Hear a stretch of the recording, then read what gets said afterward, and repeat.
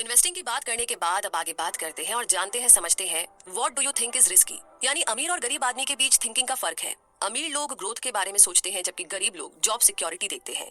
आपका फ्यूचर इस बात पर डिपेंड करता है कि आपको क्या रिस्की और स्मार्ट लगता है। गरीब और अमीर लोगों के डिफरेंट माइंडसेट होते हैं। गरीब लोग सोचते हैं इन्वेस्टिंग रिस्की है जबकि अमीर लोगों को ये बिल्कुल भी रिस्की नहीं लगता।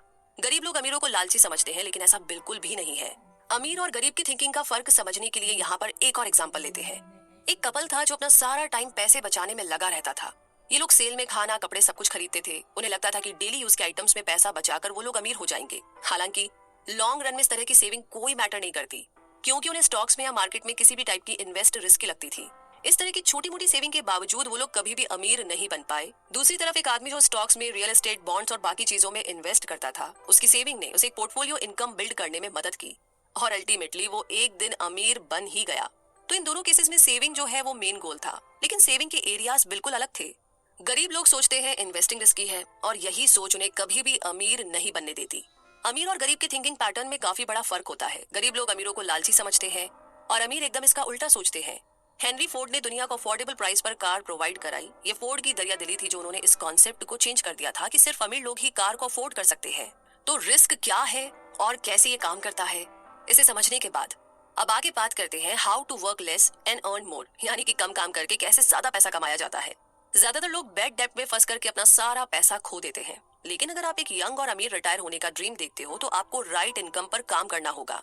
3 टाइप की इनकम्स होती है, ऑर्डिनरी, पैसिव और पोर्टफोलियो इनकम।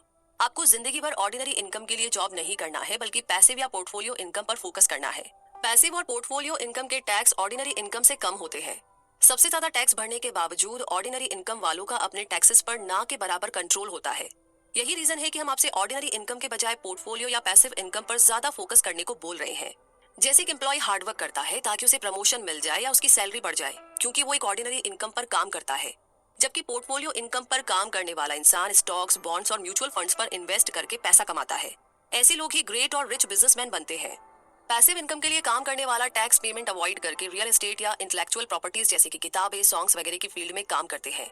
ऑर्डिनरी इनकम वाले सबसे ज्यादा मेहनत करते हैं और सबसे कम पैसे कमाते हैं, जबकि पैसिव और पोर्टफोलियो इनकम वाले कम मेहनत में ज्यादा कमाते हैं। तो अमीर बनना है तो पैसिव या पोर्टफोलियो इनकम के बारे में सोचिए। इन तीनों इनकम में से पैसिव इनकम टॉप पर आती है क्योंकि इसमें सबसे कम एफर्ट लगता है और ये लंबे टाइम तक मैक्सिमम अर्निंग भी देता है।